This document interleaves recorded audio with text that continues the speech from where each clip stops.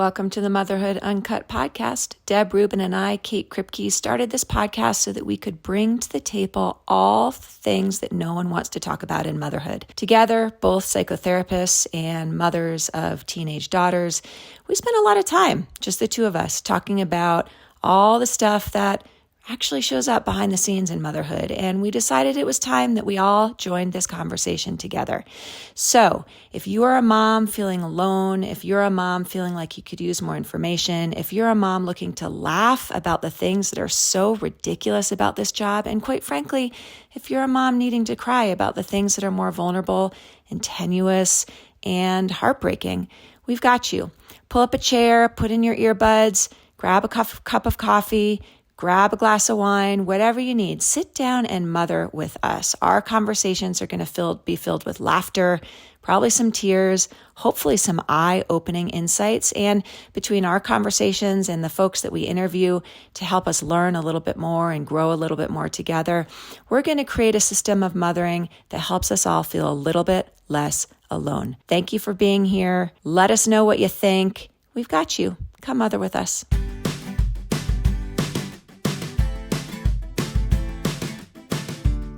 Hey everyone, this is Deb. The next two episodes are going to be with Kate and our dear friend, colleague, and teacher, Patricia Gipple. They had an amazing two-part conversation on Kate's live Instagram, and we decided it was so good that we wanted to put it on our podcast as well. So I'll be signing out for the next couple weeks, but I look forward to catching up with you all when I get back. Have a great couple weeks and enjoy the shows. Hey, listeners, it's Kate. I am really, really proud to offer up the next 2 weeks a two-part conversation that I had with Patricia Gipple. She is a longtime friend and mentor and yoga and meditation teacher for both me and Deb. And I actually had her on, it wasn't Instagram Live, as Deb mentioned, no problem, but it was my Thriving Together membership, which I have on my website that I offer up for moms who are wanting to continue to learn from experts in the field of women's health. And so if you are interested in joining that membership after listening to our conversation today, the link is in the bio. But this conversation with Patricia is one where we really dive into Polyvagal Theory, which is around this idea that we have the capacity to manage our nervous systems in times of stress. And Patricia's going to bring to us her wisdom, her expertise as a psychotherapist, as well as teacher, around what it looks like to become really active in that work of learning to tend to our nervous systems when we feel unsafe. I'm really excited for this episode. Like many of the episodes that Deb and I have had, this was one where my mind was blown. I learned all kinds of new things that I had not really put into perspective or thought about before. And I'm walking away with new tools for both managing my own nervous system as well as helping my kiddos manage theirs. So I really hope you stick around for both of these two episodes. And as always, let us know what you think. Hey everyone, this is Deb. As many of you know by now, I have a huge passion for self-discovery and growth. I just adore helping people find their way back to their intuition and increasing their confidence, especially when it comes to connection. I'm learning and relearning all the time that when we expand our connection with ourselves, we deeply learn how to connect with our children. So my groups, the Mother-Daughter Journey, that is what they're all about. We're learning how to stay steady and how to help our girls feel steady when they are going through such a turbulent transition of adolescence. I'll be launching a bunch of new stuff in the fall, so if you're not on my newsletter yet, you can do so at motherdaughterjourney.co. Sign up there and you'll stay informed and just know what's going on in my world. I cannot wait to work with you, and cheers to being a mom, being human, being messy. Have a great summer. Thanks for joining me in this membership talk today. I'm so happy to have you. You and I go way back. I actually am going to tell the story as we get started because it was so amazing that right before my 40th birthday, you've heard this story before, but right before my 40th birthday, I met Dia for tea. Oh, yeah. And Dia was glowing. Mm. She was glowing. And I was like, Dia, what is up? Why are you glowing? She's like, well, I was just at this class with Patricia Gipple, and it was your Kundalini class at Little Yoga Studio. And that was my intro to you. It was right before my 40th birthday. And since then, I have followed you around Boulder to different parts of the world. I will say here in front of all of these people who are watching that I truly think of you as one of my greatest mentors in my life. Totally has changed my world to be working with you and learning from you. So I'm so grateful on so many levels, grateful that you're sharing yourself with us today. But will you tell everybody a little bit more about who you are and what you do, what you do in this big world of ours? Yes. Well, my name is Patricia, and some people might be looking at this going, wait a minute, didn't she go by another name? So I like to just clear that up. I have gone by different names, Trista and Sukraj, for different reasons in my life. And so I guess that's a good place to, my life, who I am is somebody who really cares and wants to show up and follow my own truth in that moment. And I care deeply about always giving the context to that, why things shift and change for me. And my life has, like so many of ours, just shifted and changed a lot in the last couple of years. However, there are these through lines, that have been a part of me since the get-go, which are really, it's so funny. I was just saying, Kate, when I was at your open mic night a couple of weeks ago, I was talking to somebody, and somebody came up to me and said, oh, what do you love? What do you care about? And the first thing I said is, I love God. I love to understand how to connect to that word and what that means for me. And it was just such a moment in that experience where I could just see of like, oh, this isn't quite the place to crack that nut open. But honestly, that's my deepest through line. And for me, that experience has guided all of the shifts and changes in my life. So God is the root, and then also my physical body, and moving my physical body, understanding my physical body, understanding you through your physical body, and being dialed in to all of the shifts and changes that happen. That really matters to me. What has mattered more to me in the recent years is just this experience of learning to slow down. And this experience of not hustling and trying and scratching every itch, even though I don't think I knew how much I was still doing that until the gift of, COVID came around and gave all of us a chance to live more deeply into our lives and take it more seriously, which to me means having more fun and slowing down. So I would say who I am is somebody who cares, and that's going to show up in the way that we connect to God, and the ways that I can help people do that, the ways that we connect to our own physical, mental, emotional health, and the ways that I can help doing that. And more specifically, really helping people slow down to understand how precious this moment right here is, that we're connecting and being with each other and sharing something that we really love. So how to really drop in is how I care, and really tending to the nervous system right now and helping people to understand how our nervous system right now is talking to us, and whoever is listening to this, it is also talking to us, and we're missing a lot of the cues. And so a big part of my work is also leaning heavily into the psychoeducation aspect of really getting the signals right and getting a shared language with ourselves about ourselves. It's so good. As you and everybody knows, and actually you are also, you are a psychotherapist in training as well. Mm-hmm. And so I think so much of what we do here in this container, in the membership container, and also in all these conversations, is be really thinking about what are all the ways that we can quiet our mind, slow ourselves down so that we can, quote unquote, feel well, which doesn't mean necessarily like happy and blissful and euphoric all the time, but it means like aligned and grounded and connected. And you started with this word God, which is now a word that I can, I think you probably remember when I started working with you. No reaction when I said it, Kate. I was tracking that. I know. If there was a reaction, it was like, oh, yes. I know what that means for me. Yes. Yes. So when you and I first started, that word to me was very misaligned. Like I couldn't find myself in that word. And really what I've learned over the last 10 years of study and practice is that for me, that word really means the same thing as wellness, right? It means like, what am I connecting with that is steady and true and universal and forever?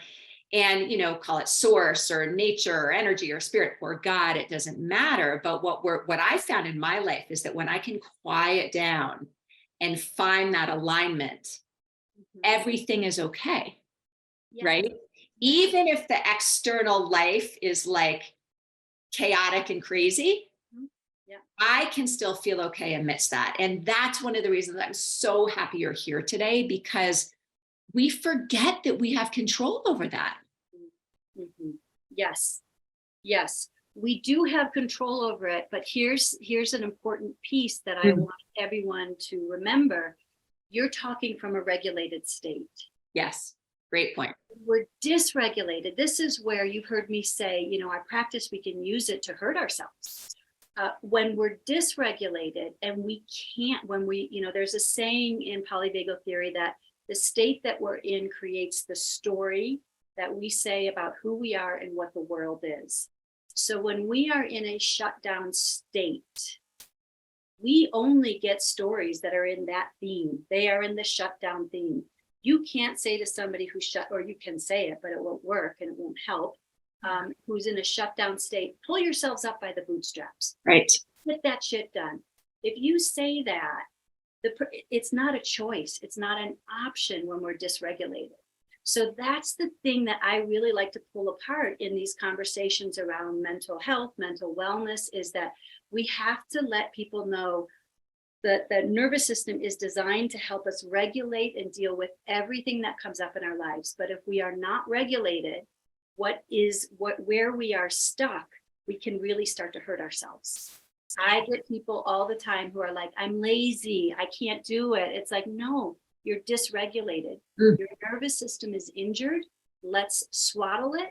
Let's keep it safe. And let's let it start to learn how to regulate itself. And then it kicks in. It's very natural. But I think that separating those is really important, because I imagine when I hear people hearing that, like when I've been really depressed or really anxious, and it's like, why can't I get my shit together? No mantra will work. No, nothing will work. No, you have to actually get to a place where you start to feel safe again, where you can start to regulate.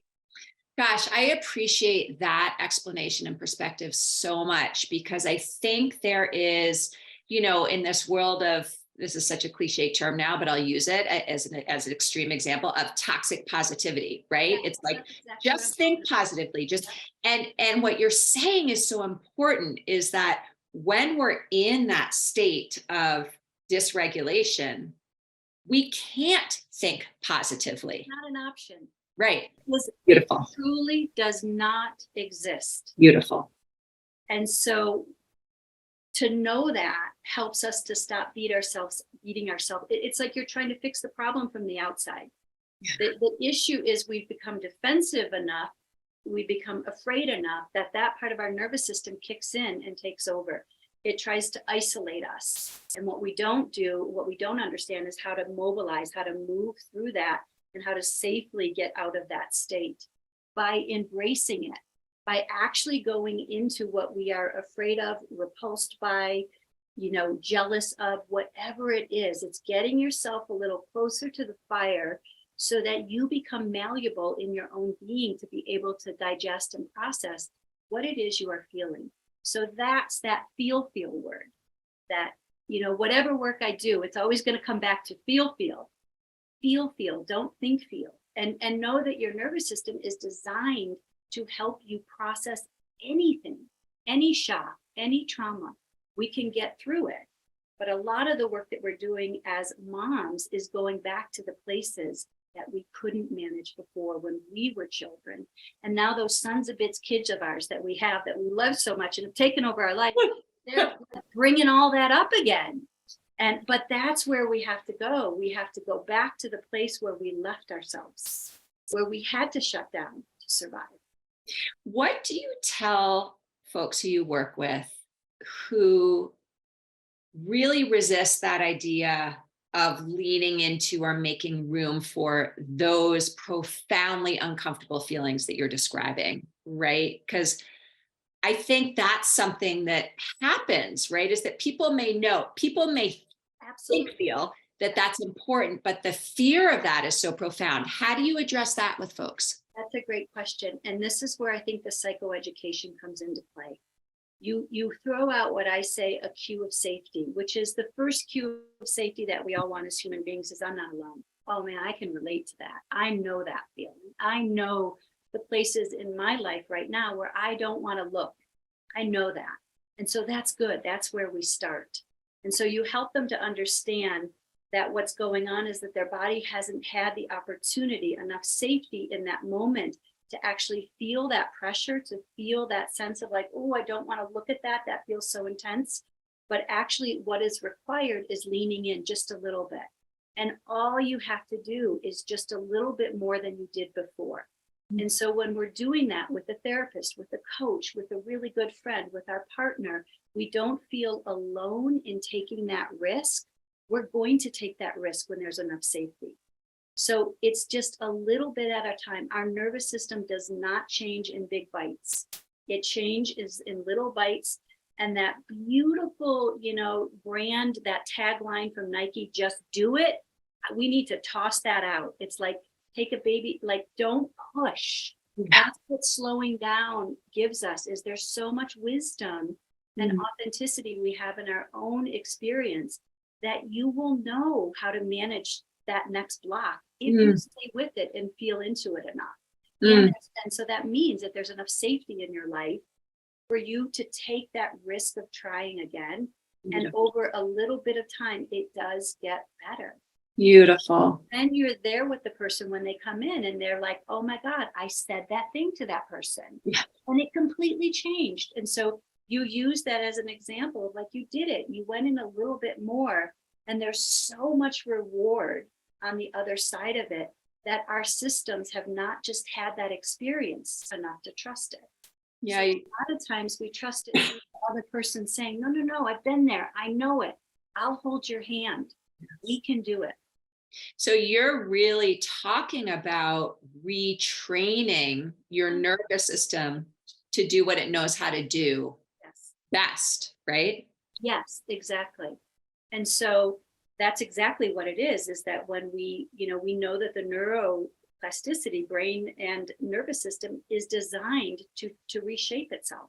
So that's really important for every one of us to know when we're really down in our stuck, in our biased version of our nervous system, that it is designed to adapt and change.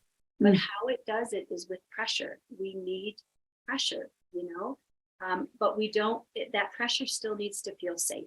Yes. It can reshape and change. I mean, the things that I have seen and the things that I've experienced in my own life by really focusing in on this are really remarkable. They're really, in our spiritual practice, we have our teachers saying, the potential for you to bloom and grow. Look at what you have done in a couple of years, the ways that you've bloomed and grown. It's untenacity. It is limitless. It is endless. And we're not using that potential so much because we don't know it exists. That's such an inspiring concept. I also, just before we dive into sort of more practical pieces for you to share, the other thing I'm hearing you say that is so helpful for me in my life is this both and, right? That we can both lean into deep discomfort and feel safe in that process at the same time, right? And that is exactly what the nervous system is designed to do, like what you said. When we are regulated, we have that capacity to know it sucks, it's terrible, and I can manage it. Yes. And that gets us through everything. That is, to me, that's a spiritual practice. That's a physiological awareness. And it's a skill that we all develop in terms of what are our resources to regulate. One of the things that's made the biggest difference for me in my own life is really learning. I think it may have been Bruce Tift who first introduced this to me. I think we talked about it in some of our groups, but really learning that the opposite of fear is not safety, it's confidence, right? That when I can allow myself, give myself permission to feel fear, and at the same time have confidence that I can handle that I can move through, that I am okay, that's where movement happens. Right. That's where I get unstuck, right? Right. And that's a great point, Kate, because when we are dysregulated, anything that is opposite of what we feel and believe is very triggering to us. It really dysregulates us. Yeah. And one of the ways to understand how we are in our own nervous system is when something opposite of what you believe in comes your way, it doesn't dysregulate you. You can say something more along the lines of, yeah, I don't agree with you, but I'm still with you. I'm still listening. As in other words, you're not getting defensive and you're not shutting down. You're still with the other person. That is a great way to understand regulation in our own lives. Wow. That's beautiful. That image is super helpful. Yeah. So can we shift? Yeah. Yeah. Make sure that I cover a couple really good concepts. And so when I was coming up with what I wanted to share with you, I'm thinking about, your moms and their kids as well. Yes. I want to acknowledge that everything that I'm saying is really in service in this conversation of how to understand ourselves better so that we can really understand who our children are telling us they are. Beautiful. So, and then support and grow that. So that blooms and grows their whole life as well. So I'm speaking from a polyvagal perspective, just to give that reference. I want to talk about what we call the 3 C's.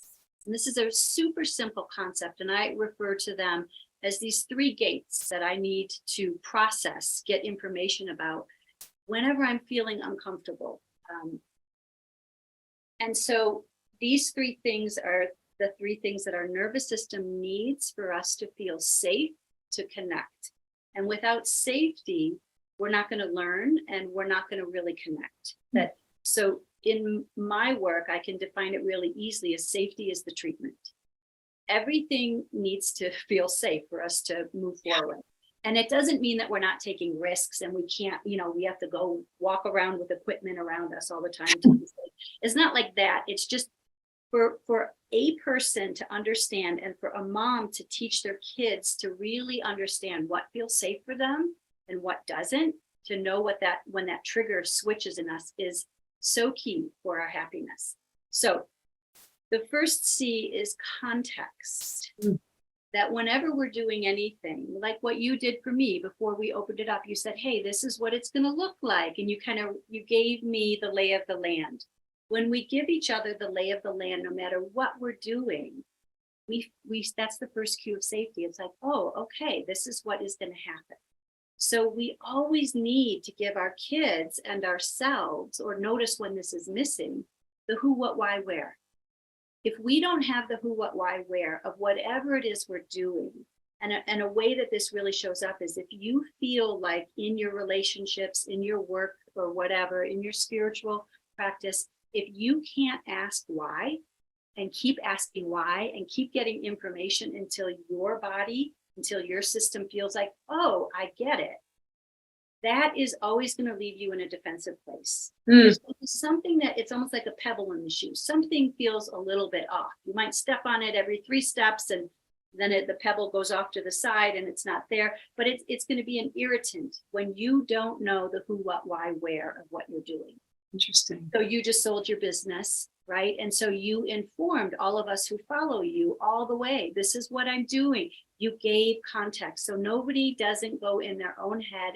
And when we don't get context, we make it up with our own context. Interesting. Yeah.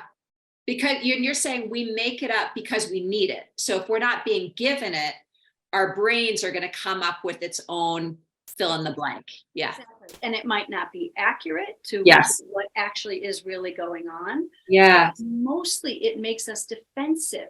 And it's not a word that we would necessarily think of. It's like, I feel defensive. It gives us pause. It's like something is missing, Yeah. So it's really important when you feel that, like, something doesn't feel right. That's a good cue to get more context, to ask, do I understand what I'm doing? Do I understand the who, what, why, where of what is going on? And the same. Can I ask you a question before you move on?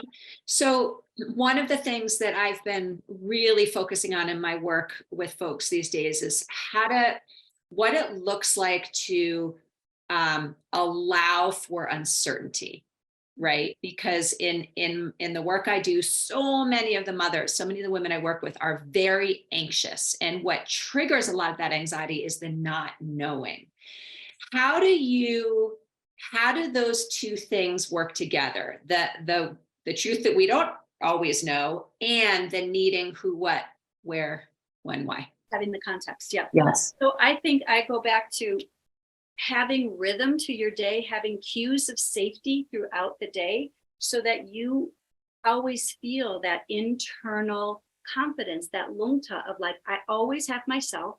Yes. I'm tracking myself. I'm recognizing how I'm responding to the different people, places, of things, and I'm tracking that accurately.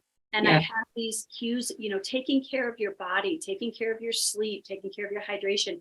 All of these things really affect our clarity of knowing those deeper lines of security that we all need. And then really, and I think the biggest piece of this gets filled by our spiritual practice. Yes. Is that when we are not just relying on ourselves as the source of motivation or as the whatever, as the creator, when we're really leaning into that connection and really relying on it. So when we bring in these cues of safety throughout our day, these things that are regular, that are predictable, but not obsessive, they also give us an opportunity to really check in. And one of the things that our body and our brain absolutely love is to genuinely feel gratitude and connection. So it really is about taking the simple things really deeply into our daily life and enjoying them. And the way that registers in our nervous system is it helps us look for the next really good thing. And so we start to really build from the inside, and who you are and where you came from and what and who loves you is also untomicity. It is undying. And when we feel that, we can feel more relaxed in a chaotic, crazy world right now. So it's a real articulation of how we can practice regularly through the day, because the cues of safety are everywhere, for us to really connect. Yeah, I hear you saying that part of what we can do in this kind of a practice is find the certainty within the uncertainty. Yes. Right? Exactly. Find the predictability within the unpredictability. It's that both and again. It can all be true, right? Yes. And I'm just thinking of, I think one time I remember reading something that you did, Kate, I don't know when it was, but I remember seeing that, I think you were writing like a prescription for mental health, and in it, you included nature time. Yes. And nature is free. You are going to get the biggest bang for your buck if you can have a regular nature practice where you are outside drinking your tea, outside hiking, when you do some of the things that you do. But that goes so far in our systems in terms of feeling like, okay, I guess this is a pretty cool place to be in for right now, and to really feel that shift. It's not a mental thing. It's a physiological shift that we feel our capacity of like, I got it. I can do it. I don't know how, but I know I can do it. Totally. Oh, beautiful. So context, super duper important when we don't feel comfortable to review that and make sure that we do have all of the context. The next thing is choice, which is really tricky, but us humans don't do well when we are not given choices. And as you probably have heard me say many times in class, where some of the moments in my life where I've suffered the most, part of what's gotten me out of that is where I've realized I don't feel like I have a choice. That's what's horrible. Yes. It's like, I don't feel like I have a choice. So how do I pivot and make it so I start to feel like I have choices? Yes. So the feeling of choice for you in your own daily life, that you are choosing how all of the ways that you're going to spend your day. And then the feeling of giving our children choice that is, the right choices that we believe, that mom believes is for their kids, is really important, because they need to develop that capacity to strengthen their frontal lobe, which is still building, as you know, until the mid-20s-ish, and really begin to understand, if I do this, then I get that. If we take that experience, that choice, and that experience, that learning away from them, and just say yes or no, no conversation, how do they learn to deal with disappointment? How do they learn to, talk to you about how pissed off they are at you? Or how do they learn to, do any of the things without being given that choice to be an adult when they're still little? You're just kind of flirting with, yep, it's, this is the way it is out there. And we have to include them in that. And yes. So choice, super important. I feel so strongly about this word and this, I think one thing that happens for many of us who are mothers is that we begin to feel like we have no choice. We begin to feel like our job is just to take care of everybody else and make sure everyone is okay. And that, it happens all the time when I'm helping women restructure this idea of, how are you taking care of yourself throughout the day? And one of the first things that comes up is, I can't, I have no time, there's no space, right? And really helping to shift that. The question I often ask, which is not an easy question to hear if you're not in the right brain space, is for us to ask ourselves, what part am I playing in the things that aren't working for me, right? Because there is choice in there. And so for me, one of the first ways I can feel grounded and on my feet again is to make some choice, whether it's about what I'm thinking or an action that helps me feel like I'm participating in my life again, as opposed to being on my heels, right? Because what neuroscience tells us is that mood follows action. Yeah. And that is a big area that we have to really step into to understand that if I'm feeling out of sorts, I'm never going to change it up here. It's going to get worse. We're going to be down back alleys with all the big bullies in our life right there. But we have to actually mobilize. We actually have to move. We have to change the physiological state that we are in to change the story that we are in. And Beautiful. So that movement is really, really important. And there's ways to move when we feel stuck as well. They're just slower and more cuddling and more rocking, more gentle kinds of movements to start to get us out of that stuck place. But my brother has just a funny little story. I was just in LA visiting my brother, and my brother has this tell. He has a tell of when he's like, in poker, there's a tell, he has a tell is like there's something he does that tells me exactly what he's thinking and feeling, that he doesn't know he's doing it, right? And he'll start rocking. Yes. He'll start, and I'm like, he's uncomfortable. He's emotionally and psychologically uncomfortable. And he just like rocks. He'll just do this thing. And it's so cute because he's my little brother. And now I'm like, I know what's happening over there. I don't think he knows he's doing it. He just starts to rock. Yes. And that's the amazing thing when we start talking about the nervous system is what we know or what is shared. When I share it with clients, I'm not telling them anything they don't know. Yes. But what you're saying is like, that's a dorsal vagal response when we're starting to shut down and we might need some comfort. Yeah. just start to rock. Yeah. It feels good, right? It's like, yeah. I remember doing that with Ilana, our first daughter, of like, oh my God, I didn't know I knew how to rock. But you put that baby up against you, and all of a sudden you're rocking. Yeah. And, it's just this wisdom that's in the body. And so it's regulation. I'm co-regulating with my daughter, rocking back to side, doing something I've never done with myself that just came out of me. Yes. Oh, so awesome. Yeah.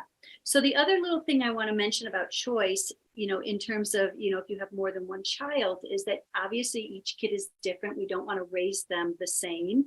I made that mistake for about the first 3 years until it was obvious they weren't. Is that each child is going to have a different window of tolerance, just like each person does, for how much choice they want. Yeah, wow. So if you give one kid too much choice, it's going to throw them into chaos, and another child might need, a lot of choices for them to feel safe.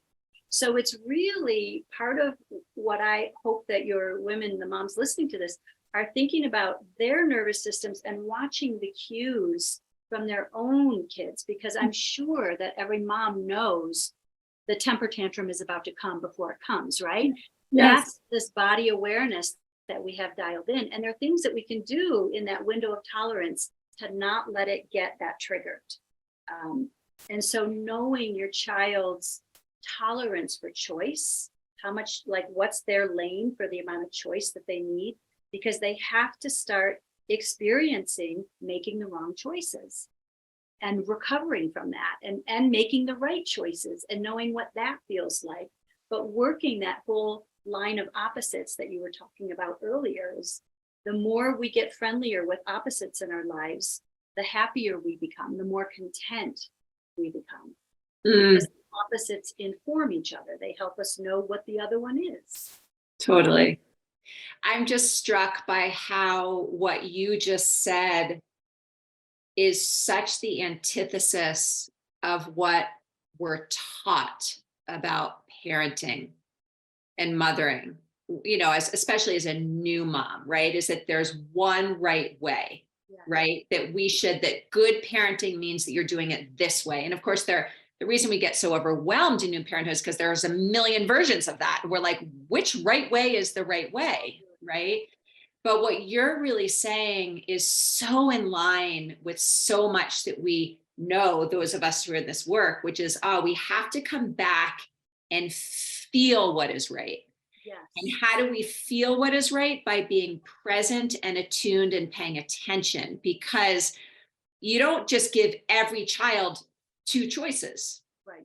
You give the child who can only tolerate 2 choices. You might give the other child 6 choices. I don't know, I'm making that up, but there's not one right recipe. We have to be really attentive to each other, right? 100%. When you were saying that, I was remembering, I just had this flash of what to expect when you're expecting. Yeah. Yes. My version of that book is completely from page 1 to page whatever, all highlighted in like an orange highlighter. I was driving myself crazy with too many choices. That's right. Every single book, and taking notes and studying. And my day of glory happened when I just shut all of those books and said, okay, I've got enough now to start from, because I wasn't raised watching mothering happening. It was a new thing for me when I did it. And I really got to that place where it's like, I am so confused. I just have to now start with this information I've gained, and now this information, what my kids telling me they need. So it's a moment for sure. So there was context and choice. And then the third one is connection. And I heard you speak to this on your open mic night. And I want to just acknowledge this, just honest and truly, Kate, is to hear you speak for that 5 minutes and to feel all of the integration. I felt like you were picking things off of different shelves in just knowing you in your life, and the way that you integrated it and it just came out was really beautiful. And what I was struck watching you talk was, you are, what it seems to me like your life is about is creating these moments for this biological need that we all have to connect. Mm. And one of the problems we have in the world right now is that the mothers are not connected. That's right. They're not sourcing from their own wisdom and managing these bottleneck moments, bottleneck years. It feels like, of doing something that is the most meaningful and toughest work to do, which is to raise, aware, healthy, happy children. And so I was really struck by that, really touched by that you are, that seems to me, if I were to sum up your work, it's like, how do we create more spaces to get this biological need met? Because without it, the mom isn't singing her song, and her song doesn't just include what her kids need or what her partners needs. It includes her own desires before they even came on the scene. And so that feeling of connection is what makes it willing for us to take risks, to be, this is who I am, this is what I love, this is how I want to show up. If you're good with that, stick around. And if you're not, I'm okay with that too. Like, we all need to go and land where we need to land, but there needs to be more opportunities for women who are raising young children to hear from each other, to learn from each other, and to support each other. So that biological need has evolved. We didn't start off that way, but it is the final evolution of our nervous system. And we don't get that need met unless it's safe. I'm so interested, though, by that last statement. I actually think we're probably saying the same thing. So, but what I find so interesting about this idea of the safety, the somatic, the body set safety that happens when we are in connection with others. And for me, I love my men, but I desperately need my connection with women. It almost makes, I feel a prickle behind my eyes when I say that, because it's so profoundly meaningful for me. But didn't we start that way? I mean, when I think about the earliest history of time, there was all of this interconnectedness inherent in living. And it feels like as we've moved through the centuries and decades and periods of time, we've entered this stage where it's amazing that so many women feel empowered and independent and sort of quote unquote strong to do their own thing. I really value that, but we've sort of fallen into this either or mentality and have lost this idea of what is it like to feel really confident on your own 2 feet, to feel really enabled and empowered within yourself, and be in connections with other women who are doing the same thing. Like, somehow, do you know what I mean? It's like, I think one of the things that you and I are both saying is that we need to come back to that idea. Yeah. So listening to you, my feelings, my reactions to that is that we have been deluded so much by so much information. Our lives have become so complicated. Yes. That we don't, going back to what you described, it's simple. It's subscribe, it's connecting. It's like being available for what your neighbor needs, despite the fact that it's a, inconvenience for you. And it's being able to care outside of our own needs, outside of our own realms, which is what really turns us on. Really, that's the stuff that really matters to us, is when we're able to show up. And that's really show up like that. But that's really hard to do when our life is fast. Yes. And we have a ton of responsibilities. And all of those extra things that we're doing are whipping up some of the problems, some of the agitations or inflammations in our lives. And so when we stop doing so much and then doing what we're doing in the moment with a deeper awareness, we get filled up in a completely different way. And that biological imperative, when it gets met, that's when we actually see who that person really is.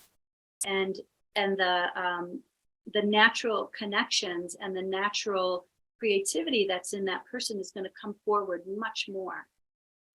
And creativity means that I'm just sitting here enjoying the view that I'm enjoying. It doesn't mean I'm making a Picasso. Yeah. You know, it's just I'm engaged in doing nothing right now, and I'm okay with it. You know, so those three C's are, and so that that last piece, that connection piece, has really been violated in the last couple of years with all of the separations that we've had. So, you know, just looking for ways when we can get that connection as much as possible through the day. I always like to say you can get that biological need, that imperative met by having a nice smile with a stranger. You know, that gets our nervous system to expand. You know, and that just reminds me, the other thing is, okay if I move on to Yes, yeah, please. Yeah. because that flows nicely into the other thing that I wanted to really highlight for the moms to understand these words, glimmers and triggers.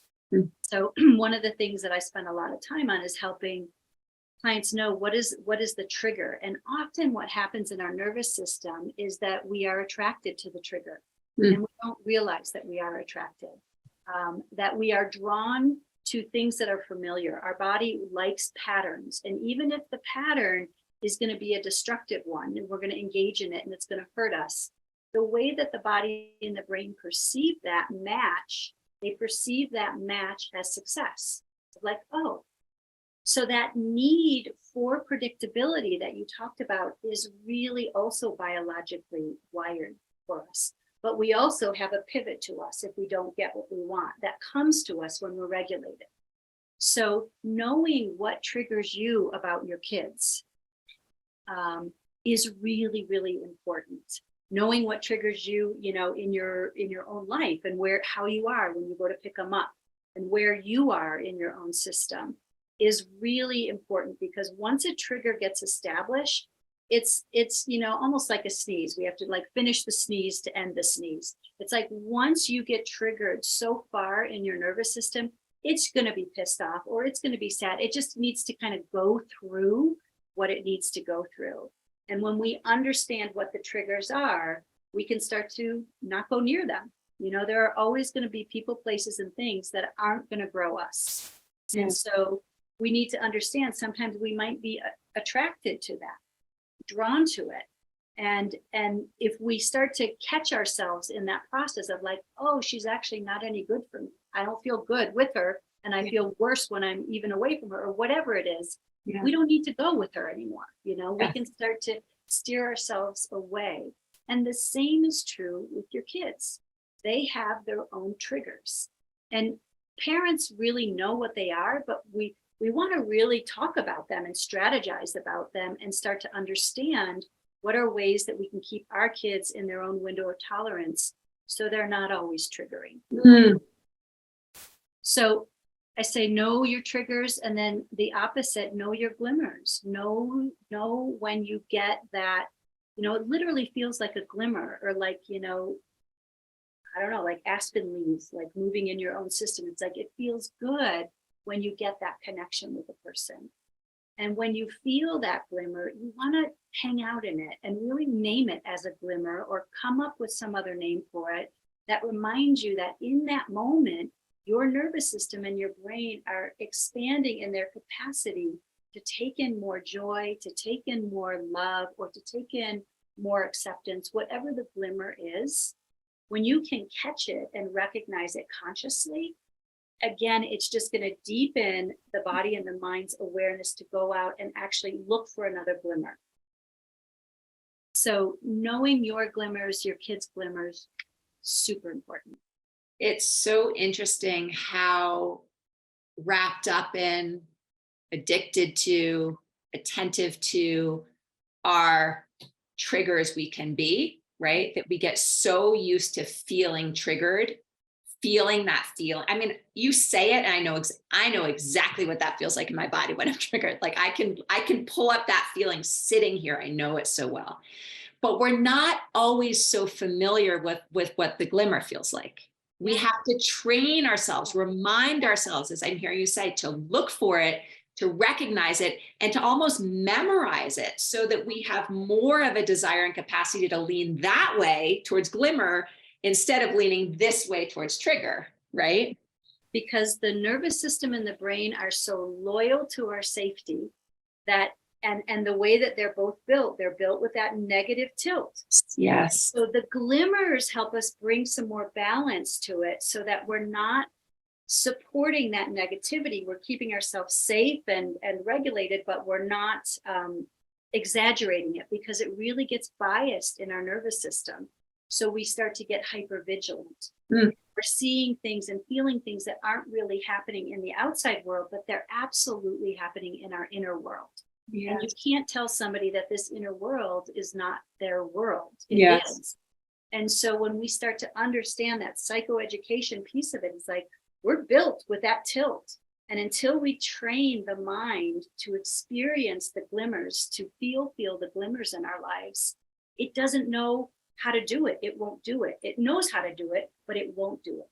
So it feels a little artificial. And this is why, and Deb Dana is the woman who phrased this word, glimmers and triggers. It really helps. That's a glimmer. Call it a glimmer. Yes. That's a glimmer. I'm going to take that in. And one of the things, Kate, that I'm trying to do in our conversation is when I feel those glimmers with you, which I have a number of them, to try to say them. So part of teaching each other is sharing our glimmers, sharing that I love you. I love seeing what you're doing. It matters to me that what you're doing is what you're doing. So we need to give more of our glimmers to each other when we feel them, because that's part of us not getting that co-regulation and that biological need for connection met.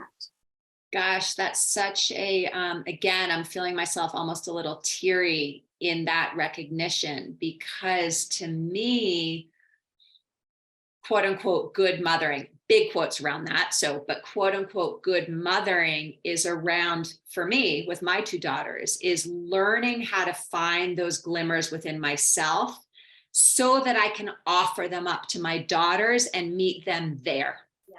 So I can invite them to find their own glimmers. So we can meet in the glimmers as opposed to always meeting in the triggers, which is so easy to do in mothering, right?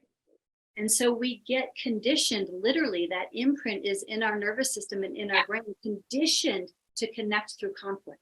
Yes. Rather than connect through the glimmers, connect through those moments of joys.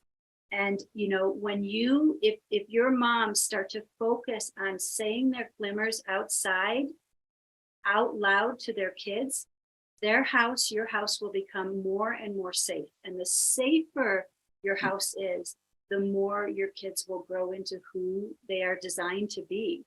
So those glimmers really, they're very interesting in terms of how they stay in the nervous system. A real glimmer can change your day. Yes. Really, really bad day, but a real glimmer will really focus it. Yeah. So that's why we want to stay in them and recognize them, so that we give our systems the chance to go, oh, there's more to life than just getting stuff done and taking care of other people. I actually get to have this too.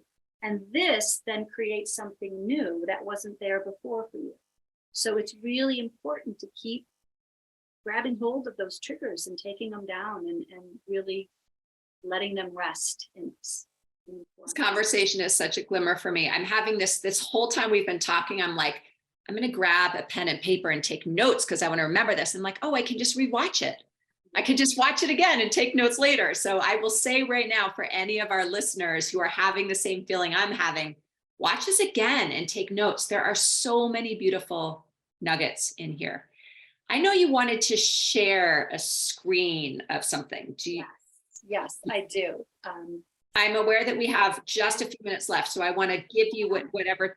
I don't think we should crack that open because okay, it would take too long for me. Okay. We could do a part 2.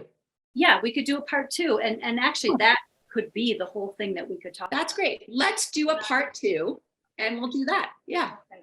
I love it. So here's what I want to say about the nervous system. And part of what we get to do as moms is we get to help our children express their feelings And understanding that our feelings are never the problem, that we're having them. It's the defenses that we've all built up to not know how to share our feelings with other people, to not know how to communicate that even with ourselves.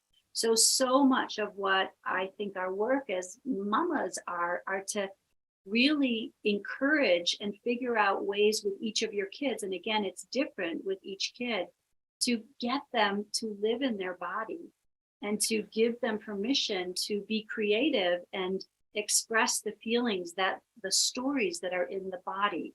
The nervous system loves stories. It wants to hear stories. It comes up with its own stories. And the more we can facilitate and help that experience grow in our kids' lives, the more opportunity, again, we're giving them to live more freely and fully into their lives. So really understanding that the feelings aren't the problems. It's the ways that we stop ourselves from feeling our feelings that becomes really the issue that we're unpacking as adults. That's, when I say we're always picking up where we shut down in the past, that's where we start on our healing journey. That's what we're doing as adults. But as parents, knowing that we can support that that process so that it doesn't have to get as defensive. So they know whatever they're feeling is not wrong. It's a feeling. Right. And then to come full circle, it's real hard to do that with our kids if we don't believe that and have that experience for ourselves, right? And so some of what I'm hearing you talk about in the work that you do is really helping us as adults to learn that it's okay to feel our feelings, that if we lean in within the context of safety, we can retrain our nervous systems to stay steady regardless of what emotional experience we're having, right? Yeah. That none of those feelings, none of those characters need to leave the room. Yes. They just need to get friendlier with each other. Yeah. And that's it, because we're all of those parts. But they literally are, as you know, just these different weather patterns that come through. And we don't want to believe any particular weather pattern. Yes. No, it's going to come and it's going to go. But in that process is your life. And to me, this work really wraps up into, life is risky. We know how it's going to end. But we don't want to we want to learn how to understand what are the healthy risks that we need to take to keep growing. And not approaching the middle or the end of our lives feeling regret, like we didn't do it. It's gonna be scary. Yes. And so a regulated nervous system helps us to understand that fear, that risk is worth it. Yes. Because it's how we grow. We grow with that. I am so inspired and grateful for this conversation. Thank you. I'm not kidding about a part 2. I'm coming after you for a part 2. So thank you for spending this hour with me, with us. We're going to put all of this in the notes with this talk so people could see it in writing, but anything you have happening or anywhere you want to make sure folks know that they can find you to learn more about these topics and questions and practices? Yes. So I'm not heavy on social media. I have a website, patriciagipple.com. I have an Instagram and a Facebook that I just post up things very randomly. Yes. Best way to reach me is just through an email, old-fashioned email. I love that about you. Yeah. Real connection. Exactly. I watch what you're doing and so many other people, and it's like, yeah, I can't do that. I know. I admire it. I'm at the end of this month, I'm starting a program that I developed a couple of years ago called Slower is Faster. And it's all in service to the nervous system. And I use a neuro programming music program that strengthens the vagus nerve. We didn't get into that, which is what is responsible for regulating the nervous system. So I've designed a 5-week program where you are listening to this listening protocol, 30 minutes a day, which strengthens the vagus nerve, and then also doing a restorative yoga practice to help you slow down. That starts in the end of May, goes till the end of June. I offer a weekly Kriya class on Thursdays for people who are in town, 9 to 10:15 at a local meditation studio that I rent out. So that information is on my website as well. The next thing I'm enrolling for is I'm doing a retreat in October at Sun Mountain. And so I will be opening up enrollment for that soon too. And the way that I work on my retreats is really combination between a little bit of Kriya Yoga, some of the Kayut and restorative practices. And this particular retreat in October, we're going to really work into the lymphatic system and really work that first line of immune building response in the body. So I think that's it. Yeah. And those retreats, just for anyone listening, I've been to numerous retreats with Patricia, with you, worth every moment. For a while, I haven't been on one since the pandemic, I think, but there was a time where I was like, it was just the thing I did for myself every year, and very, very, very meaningful and profound. So I will, I'm happy to answer any questions anyone has about those retreats. If they have them, I love them. I love you. Thank you for this hour today. Great spending the morning with you. Have a good one. You too. I'll see you soon. All right, friends, are you as inspired as I am to start managing your nervous system? Come back for part 2 next week, because we're really getting practical in next week's conversation with Patricia, where we will be really learning about practical tools and strategies for managing our nervous system. And if you're leaving these conversations and wanting more conversations like this, please consider joining my Thriving Together membership. Again, you can find the link in the show notes, but this is a chance for you to have access to lots and lots and lots of conversations with experts in the field of women's health. You can listen and watch on your leisure. They are videos that are uploaded to the back end of the member area, as well as having access to conversations with other women just like you about how to put these things into practice. So I hope I see you there. Hey, you guys, it's Kate. We really hope you enjoyed this week's episode. And if you did, go ahead and share it with a friend. It also would mean the world to me and Deb if you would take a minute and write a review. If this podcast makes you laugh, makes you cry in the best of ways, helps you feel less alone, gives you information that's useful to you in your mothering journey, if you write a review, it will make this more accessible to other mothers like you. So take a minute. We'd be so grateful. Thanks for being here.